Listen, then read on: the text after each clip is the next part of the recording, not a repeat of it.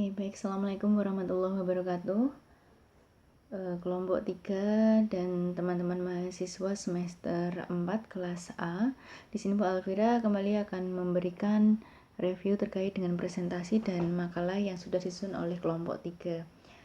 Secara keseluruhan untuk presentasi dan PowerPoint yang dibuat oleh kelompok 3 ya menurut saya ini sudah lumayan, tetapi ada beberapa catatan yang harus diperhatikan dan kemudian untuk tidak diulangi pada presentasi selanjutnya oleh kelompok selanjutnya atau pada saat kuliah yang lainnya.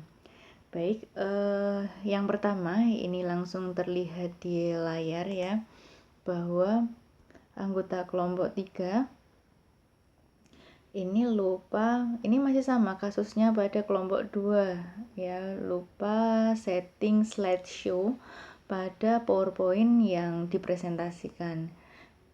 Apabila ini di slideshow, maka satu layar penuh ini akan terlihat materinya.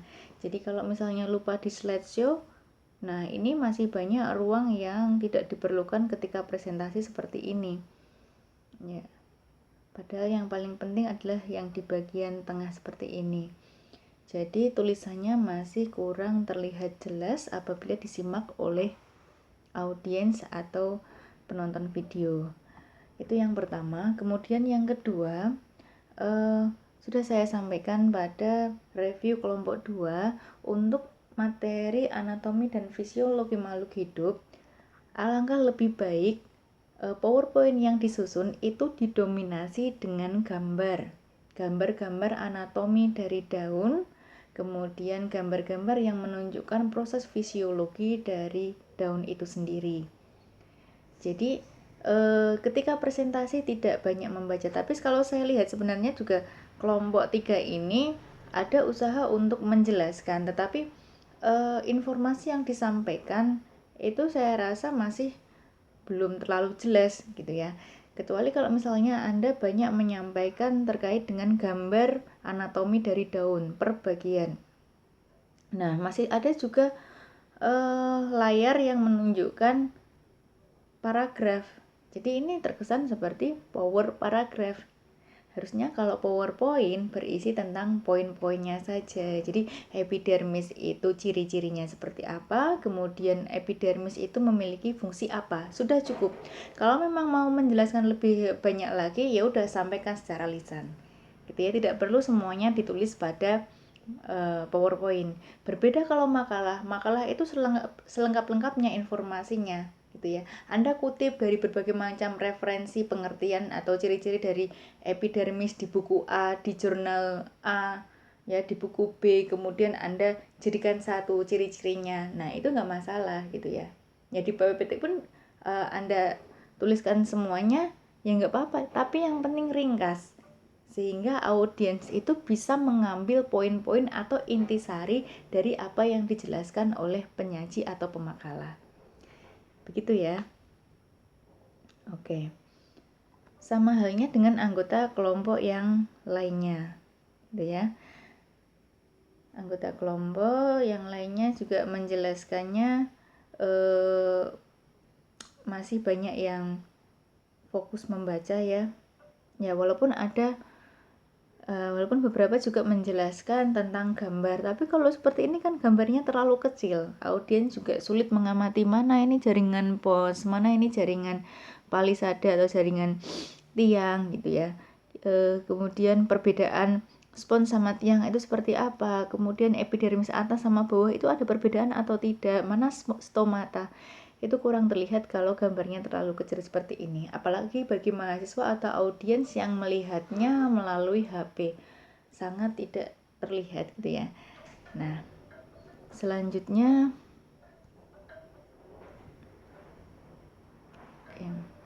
sudah saya simak semuanya ya. Untuk suara cukup bagus ya, semuanya jelas, ada upaya untuk menjelaskan, tapi sayang saja ya gambarnya masih kurang besar gitu ya. Nah, ini juga terlihat ada proses katabolisme glukosa. Nah, ini kelihatan gambar apa ini? Ini kan gambar mitokondria, harusnya juga dijelaskan ini apa saja dan lain sebagainya.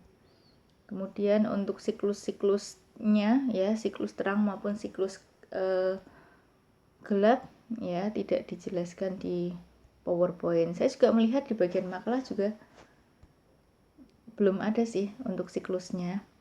Nah, untuk audiens ya, komentator ini sudah saya ingatkan di WA group ya, jadi tidak hanya menilai oh sudah bagus, sudah jelas, tapi memang benar-benar ikut mengoreksi, mereview apa yang sudah disampaikan oleh teman-teman yang menyajikan materi. Oke, boleh bertanya, boleh bersaran seperti itu. Jadi memang benar-benar diskusinya itu hidup walaupun kita dalam batasan online atau daring seperti ini. Baik, langsung ke makalahnya. Oke, untuk makalah kita amati satu persatu. Oke, untuk tulisan ini bukan kesalahan dari pemakalah ya. Ini memang settingan dari HP saya sehingga font itu mengikuti settingan di HP saya. Oke, yang pertama, nah perhatikan ini masih ada yang kelewatan ya, masuk di halaman selanjutnya ya. Jadi kalau memang beda bab gitu ya, itu lebih baik pakai yang settingan break itu ya. Jadi tulisan yang ada di halaman sebelumnya itu tidak pindah ke halaman selanjutnya gitu ya. Nah, kemudian untuk yang di latar belakang saya melihat ini masih ada yang kurang tepat ya. Jadi yang namanya latar belakang itu berisi tentang alasan atau pentingnya Anda menyampaikan atau menulis makalah ini dengan judul anatomi dan fisiologi daun ya, anatomi fisiologi dalam kurung respirasi dan fotosintesis pada daun. Nah, pentingnya apa sih mahasiswa itu mengetahui itu gitu ya. Jadi intinya cuma itu aja. Pentingnya apa ya, minimal 3 paragraf lah gitu. Kemudian yang pertama, paragraf pertama itu pendahuluan latar belakang, kemudian paragraf kedua itu isinya, mungkin bisa disampaikan alasan atau pentingnya itu di paragraf kedua, kemudian yang paragraf terakhir itu penutup gitu ya. Kemudian rumusan masalah anatomi, mungkin yang pertama bagaimana anatomi daun ya, bagaimana anatomi dari organ daun. Kemudian yang kedua, bagaimana proses fisiologi pada daun atau bagaimana proses fisiologi dalam kurung respirasi pada daun. Kemudian yang kedua, bagaimana proses fisiologi dalam kurung fotosintesis pada daun. Atau langsung saja nggak usah pakai daun gitu ya. Bagaimana proses respirasi pada tumbuhan, bagaimana proses fotosintesis pada tumbuhan gitu. Oke, kemudian di sini ada pembahasan ya bab 2. Oke, ini untuk numberingnya sudah bagus ya. Dimulai dari huruf A besar, kemudian angka 1, kemudian ini huruf A kecil ya, susunannya sudah bagus. Tapi sebenarnya bagi saya nggak usah terlalu menjorok seperti ini. Nanti lama-lama di halaman selanjutnya maju ke kanan semuanya. Kalau saya cukup setelah A di sini urut ya. Di sini angka 1, kemudian di sini A kecil gitu, nggak apa-apa. Jadi nanti paragrafnya juga nggak terlalu menjorok gitu. Oke, ini banyak. Tolong diteliti lagi ya, di kata sambung sama di kata depan, diteliti mumpung masih semester 4 ya. Kita memang harus terbiasa atau membiasakan diri menulis makalah atau karya tulis ilmiah dengan tata tulis yang baik dan benar gitu ya. Kemudian nah di sini saya temukan simbol sudah saya tandai. Ketika Anda menulis makalah, alangkah lebih baik itu untuk tulisan yang poin-poin seperti ini jangan dibuat pakai simbol ya, pakai aturan numbering 1, 2, 3 atau I1, I2, I3 dan seterusnya gitu, sesuai dengan penulisan tata tulis yang baik dan benar. Nah, kemudian alangkah lebih baik lagi kalau misalnya dibuat poin-poin seperti ini juga jangan terlalu panjang atau jangan lebih dari satu kalimat. Satu kalimat misalnya, kemudian kalimat selanjutnya masuk di paragraf gitu. Ada penjelasan di bawahnya. Misalnya di sini, di daun terdapat stomata yang di daun terdapat stomata, titik. Paragraf di bawahnya ditulis, stomata merupakan ya bagian dari daun yang memiliki fungsi sebagai organ respirasi. Stomata melakukan respirasi dengan cara bla bla bla bla bla kayak gitu. Dan seterusnya. Jadi tiap poin itu kalau di makalah akan lebih baik itu dijelaskan lagi. Bagaimana kita menjelaskan? Apakah kita ngarang? Ya tidak, referensi itu banyak sekali. Jurnal ada, malah yang diutamakan adalah dari jurnal. Dari buku juga ada. Jadi jangan mengambil referensi dari sumber-sumber yang tidak bisa dipercaya seperti Blogspot atau WordPress. Bahkan Wikipedia pun juga tidak dianjurkan digunakan sebagai referensi. Gitu ya. Kemudian struktur anatomi daun. Baik. Oke, bagus sekali ini ya. Ada gambar, kemudian ada sumbernya. Gambar boleh kok diperbesar lagi, jangan hanya kecil seperti ini. Kalau bisa ya keterangannya ini dibuat bisa sejelas kalimat utama. Di sini kan fontnya 12, besarnya seperti ini. Maka ini diusahakan besarnya juga sama dengan tulisan-tulisan utama pada makalah ini.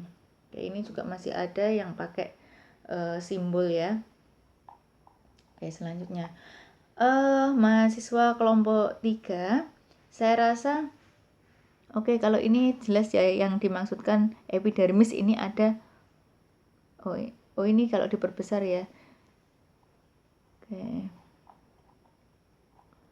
Nah, saya rasa di kelompok ini untuk gambar-gambarnya kurang lebih sama ya, hanya beda animasi atau beda bentuk gitu.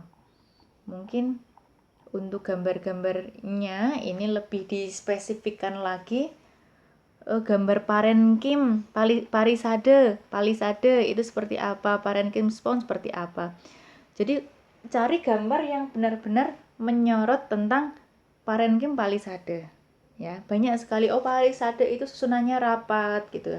Kemudian yang parenkim spons itu susunannya renggang. Kalau ini kan nggak kelihatan, maksudnya memang ada. Ini ada palisade kemudian spons. Cuman kalau misalnya Anda khususkan lagi gambarnya tentang spons sama palisade itu akan lebih jelas. Jadi tolong carikan gambar, untuk revisinya tolong carikan gambar yang lebih spesifik lagi tentang perbagian dari daun itu sendiri. Misalnya tadi stomata, ya gambarnya memang khusus stomata, bukan stomata yang menjadi satu pada bagian daun itu.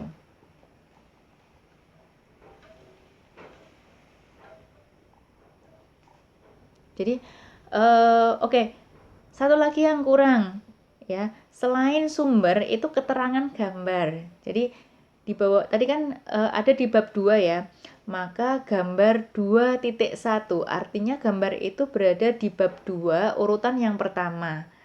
Gambar gambar stomata pada daun, sumbernya bla bla bla bla. Jadi jangan lupa berikan keterangan gambar kemudian berikan sumbernya. Nah, seperti ini. Keterangannya adalah gambar 2.5, misalnya urutan yang kelima. Gambar perbedaan antara struktur anatomi daun monokotil dan daun dikotil. Oke, ini untuk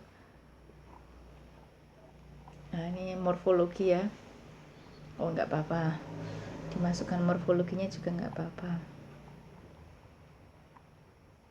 Fisiologi. Baik, kita membahas tentang fisiologi. Fisiologi itu sebenarnya banyak sekali ya, selain respirasi dan fotosintesis. Jadi daun itu juga berperan dalam transpirasi gitu kan. Juga dijelaskan di awal kalau tidak salah tadi saya lihat. Oke, ini juga lupa memberikan sumber, dan jangan lupa nanti ketika revisi tambahkan keterangan gambarnya.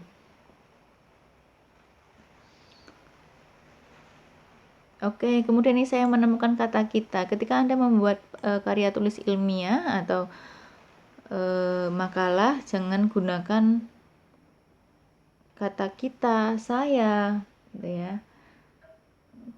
Tidak perlu dituliskan kata-kata seperti itu. Iya, dia, gitu. Nah, ini juga tahunnya terlalu lama sekali. Apakah benar kelompok 3 ini benar-benar mencari buku tahun 1980? Ya, ini saya saja belum lahir ya. Bukunya seperti apa? Oke, penulisan reaksi kimia ya. Ini angkanya juga masih besar, ini bisa diperkecil lagi mungkin. Oke. Nah, di sini ada proses respirasi aerob dan aerob. Mungkin bisa dipilah dan dipilih respirasi yang sesuai dengan apa yang terjadi pada tumbuhan. Apakah respirasi anaerob itu terjadi pada tumbuhan? Ya. Nah, tolong ini dipertegas lagi, respirasi anaerob itu terjadi pada apa saja.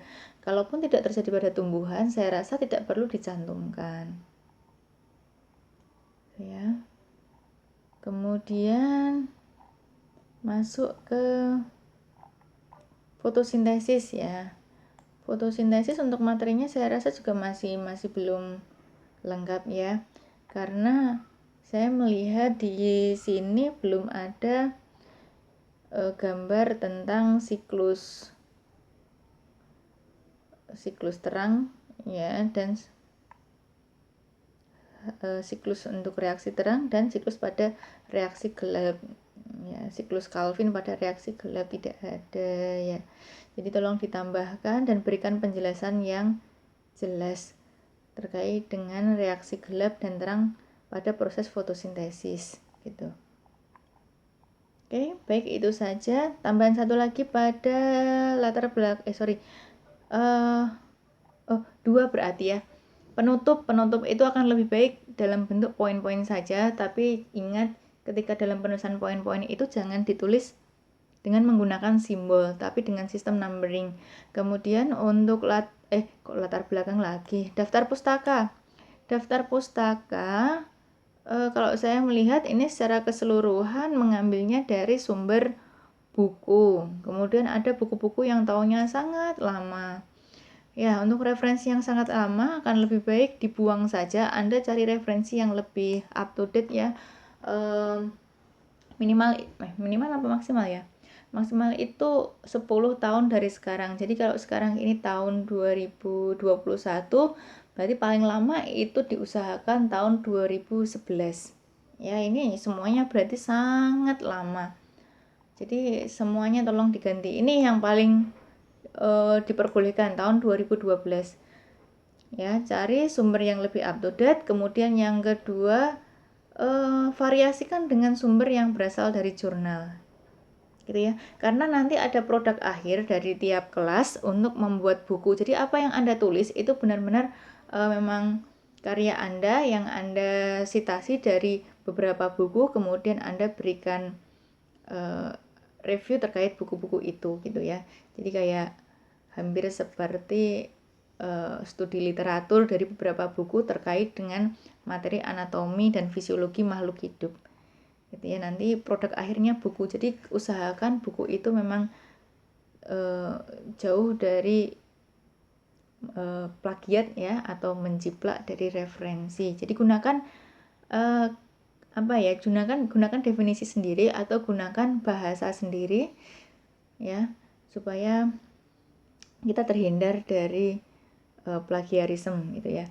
Jadi manfaat yang lainnya, ketika Anda tidak plagiat atau menggunakan definisi sendiri, ketika Anda presentasi tanpa belajar pun Anda bisa menyampaikannya dengan mudah karena itu bahasa Anda. Beda kalau ketika Anda menulisnya itu dengan copy paste. Kalau copy paste ya Anda akan sulit menjelaskan menggunakan bahasa orang lain. Begitu ya. Jadi tolong nanti kelompok 3 melakukan revisi dan hasil revisinya sama di-upload di Drive, kemudian linknya dimasukkan di bawah video presentasi Anda di channel YouTube saya. Kemudian Anda berikan keterangan revisi makalah kelompok 3 gitu ya. Demikian yang bisa saya sampaikan, kurang lebihnya mohon maaf. Oke, untuk revisi ya waktunya 2 minggu. Ya, jangan terlalu lama ya. Saya akhiri.